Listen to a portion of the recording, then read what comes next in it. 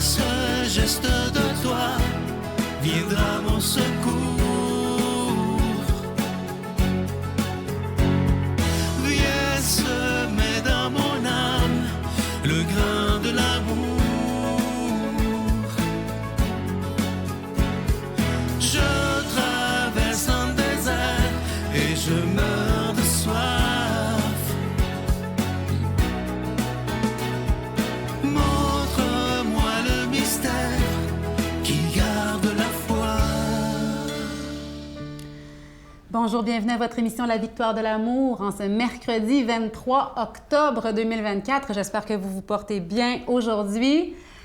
Pour la chronique Une vie qui rayonne, aujourd'hui, on va se parler de spiritualité et d'écologie. L'un ne va pas sans l'autre. Et oui, quand on a le désir de mettre l'amour à la première place dans nos vies, d'être des personnes branchées sur l'essentiel, c'est-à-dire sur la bonté, la bienveillance et l'amour, on n'a pas le choix d'aimer aussi la planète et de constater qu'on a un rôle à jouer pour éviter le pire. Hein? Et on a un rôle à jouer qui est important. On peut faire une différence à notre mesure individuellement. S'il n'y a pas de choix personnel et individuel, il ne pourra pas y en avoir de choix collectif. On a traversé de nombreuses crises dernièrement, à tout point de vue, des crises sanitaires, des crises économiques, sociales. Tout est interconnecté. Hein? Rien n'est disparate. Tout va ensemble. Et les petites décisions dans notre quotidien peuvent avoir de très grandes répercussions dans notre monde et à long terme aussi. Pour cela, mes chers amis, individuellement, si on veut que ça se passe collectivement, nous devons faire le choix d'apporter certains changements, n'est-ce pas? D'abord, chercher à ce que nos actions ne soient pas en cherchant le profit. Quand on recherche le profit, souvent on néglige l'essentiel, on passe à côté de certaines de nos priorités. Donc oui, du profit humainement, mais quand ça concerne l'argent, faisons attention. Hein? Ne négligeons pas le plus petit, le plus pauvre, le plus vulnérable qui a besoin de notre soutien, qui a besoin qu'on mette nos priorités aux bonnes places, n'est-ce pas? Une opportunité de conversion et de transformation s'offre à nous chaque jour. Saisissons ces opportunités. Ensemble, on a le pouvoir d'agir avec amour, justice et miséricorde. Je me suis inspirée pour cette chronique d'un texte du pape François en collaboration avec d'autres. Donc, il a les bons mots. Chacun d'entre nous, individuellement, doit assumer la responsabilité de la manière dont on utilise nos ressources. À ceux qui ont des responsabilités plus importantes à la tête d'administration, dans la gestion d'entreprises ou qui emploient des personnes ou qui investissent des fonds, nous disons « Choisissez des profits centrés sur la personne humaine. Faites des sacrifices à court terme pour sauvegarder notre avenir à tous. Devenez des leaders dans la transition vers des économies justes et durables. » On a le devoir de prendre soin du plus pauvre. Et en ce moment, la planète, elle fait partie de ce qu'il y a de plus pauvre et vulnérable. On la détruit à vitesse grand V. Donc, mes petits conseils, ceux que moi, j'essaie de mettre en pratique tous les jours, évitons la surconsommation. En ai-je vraiment besoin? Est une question essentielle à se poser avant de faire une dépense. Évitons la surconsommation. C'est pas une bonne idée de surconsommer. Acheter local, encourager nos voisins, les gens proches de nous. Achetons local.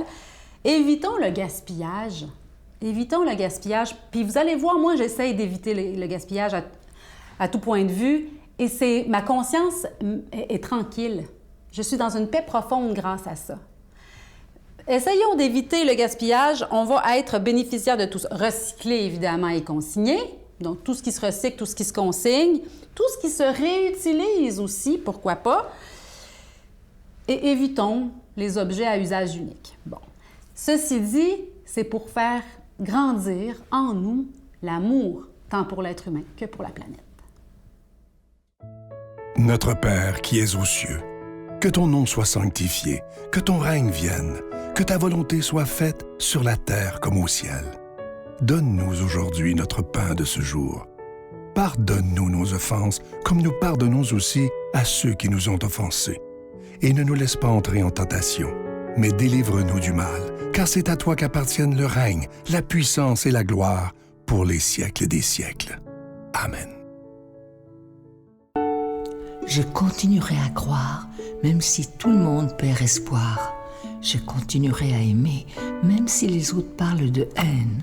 Je continuerai à construire, même si les autres détruisent. Je continuerai à parler de paix, même au milieu d'une guerre. Je dessinerai des sourires sur des visages en larmes et je tendrai les bras à ceux qui se sentent épuisés. Oui, je continuerai à croire. Encore une fois, je suis tellement content de vous parler de mon tout nouveau livre qui s'intitule « Vide ton sac à dos ». Vous le voyez à l'écran présentement. C'est un livre que j'ai eu beaucoup de plaisir à écrire, beaucoup de joie. Et il a été écrit en collaboration avec Lambert. C'est lui qui a fait la biographie de l'unique Ginette Renault. Alors, c'est un grand privilège pour moi d'avoir travaillé avec lui. Et je suis sûr que ce livre-là, il va vous aider. Moi, en l'écrivant, je dois vous dire que ça m'a aidé moi-même en l'écrivant. Et on apprend dans ce livre-là à se délester de tout ce qui est négatif dans notre vie, tous les doutes, toutes les trahisons, tout ce qui est négatif pour le remplir par des belles choses qui viennent de Dieu, comme la gratitude, la bonté, s'occuper des autres, bon, etc. Alors, j'espère que vous m'en donnerez des nouvelles. Comme vous le savez, vous le recevrez avec un don de 25 $, et si vous en voulez deux, avec un don de 40 $. Et évidemment, je vous rappelle que la carte de Jésus, elle est toujours disponible, et c'est écrit sur cette belle carte, « Ne crains rien, car je suis avec toi. » Merci de tout cœur de ce que vous faites pour la victoire de l'amour. Voici comment vous le procurez dès maintenant. Par la poste, vous nous écrivez à La Victoire de l'amour, casier postal 120, succursale Boucherville, à Boucherville, J4B 5E6. Ou par téléphone, par carte de crédit, du lundi au jeudi, de 8h à 17h, au 514-523-4433. Ou à notre numéro sans frais, le 1-888-811-9291. Vous pouvez aussi faire votre don par Internet sur notre site web au www.lavictoiredelamour.org. Avec votre don, vous recevrez aussi un reçu pour fin d'impôt. Merci de donner des mains à la Providence.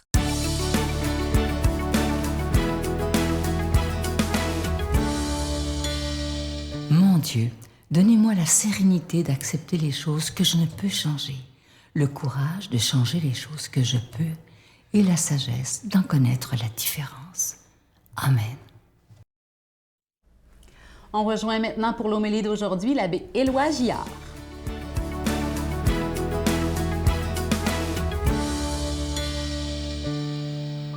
Bonjour mes amis. Bon matin. Tout heureux d'être avec vous encore une fois. Hey, 23 octobre, le temps avance, hein? Et le temps où les arbres étaient à leur plus beau commence à passer. C'est pour ça que j'ai mis ce chandail-là. Je cherche à compenser. Ça a du bon sens, hein? On s'en va vers du dépouillement dehors, mais au-dedans de nous, la parole de ce matin, ô surprise, nous invite à nous centrer sur Dieu. Ça vous surprend-tu? On est dans l'Évangile de Luc. Jésus dit à ses disciples, « Tenez-vous prêts, c'est à l'heure où vous n'y pensez pas que le Fils de l'homme va venir. » Et là, il rajoute une parabole et pour dire qu'il faut se préparer à accueillir le Seigneur qui va venir. Heureux serviteur que son maître, en arrivant, trouvera à son travail. Vraiment, je vous le déclare, il lui confiera la charge de tous ses biens. Et Jésus va terminer en disant, à celui à qui l'on a beaucoup donné, on demandera beaucoup. À qui l'on a beaucoup confié, on réclamera davantage.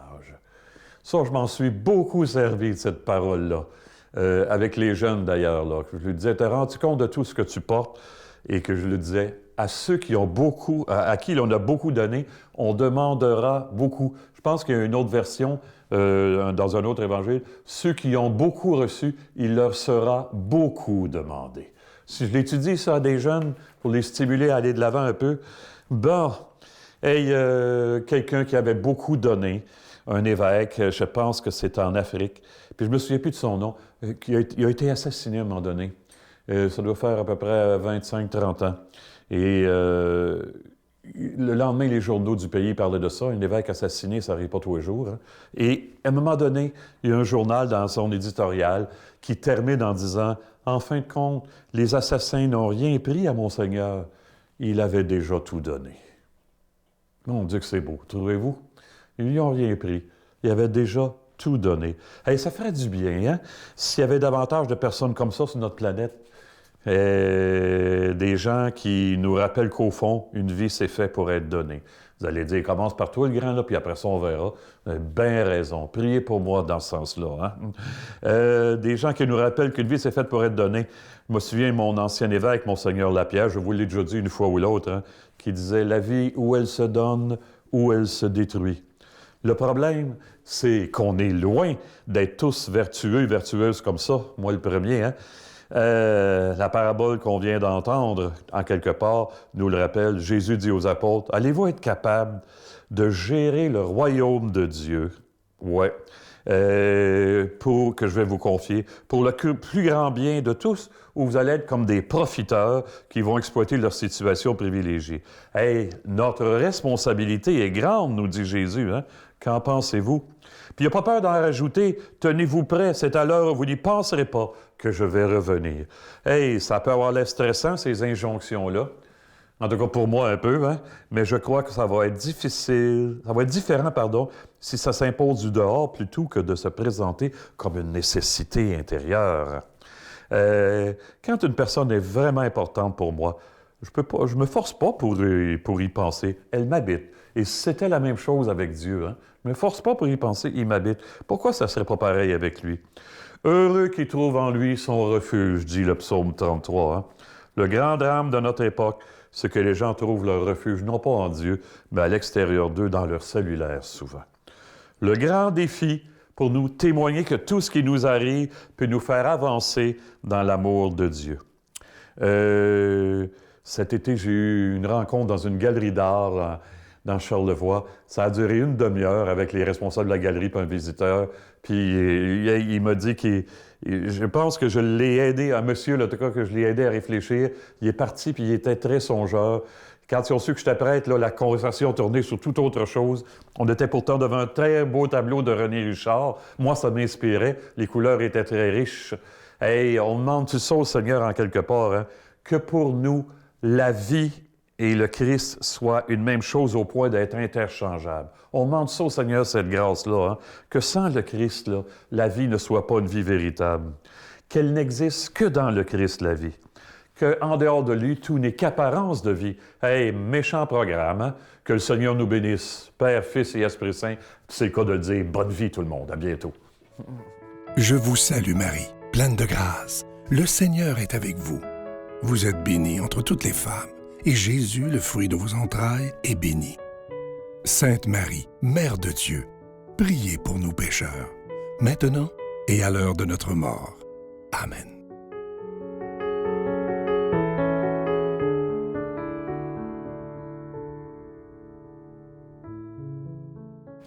En ce mois d'octobre, le cadeau du mois, c'est le livre de Sylvain. On est heureux de vous le présenter, de vous l'offrir en échange de vos dons. Vide ton sac à dos, hein, pour vider nos vies, nos esprits, nos cœurs, de tout ce qui nous alourdit, nos peines, nos doutes, nos rancœurs. Surtout, ça a été écrit en collaboration avec Lambert, un magnifique livre de chevet qui encourage la mission de la victoire de l'amour et qui nous encourage aussi dans notre cheminement humain et spirituel. Puisque vous l'avez beaucoup aimé, et nous aussi, on vous l'offre encore, la carte en acier inoxydable qui nous rappelle que Jésus nous dit « Ne crains rien, car je suis avec toi ». Le plus bel hommage à rendre à la spiritualité, d'une certaine façon, c'est de vivre pleinement ce qu'on a à vivre, comme on est, en se connaissant bien, avec ses qualités et avec ses défauts aussi.